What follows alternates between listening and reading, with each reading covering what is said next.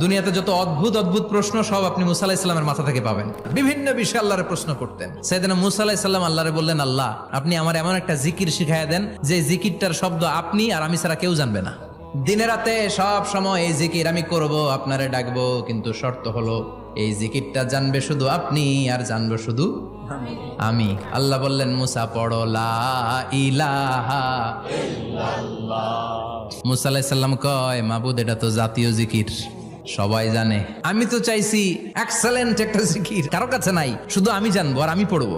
আল্লাহ বললেন, মুসা এই লা ইলাহাকে যদি এক পাল্লায় রেখে দাও, তাম বিশ্ব, সাত আকাশ, সাত জমিনটারে তুলে যদি তুমি আরেক পাল্লায় রেখে দাও, লা রাজাহাত কাফাতু লা ইলাহা ইল্লাল্লাহ, মুহূর্তের মধ্যে লা ইলাহার পাল্লা ভারী হয়ে যাবে।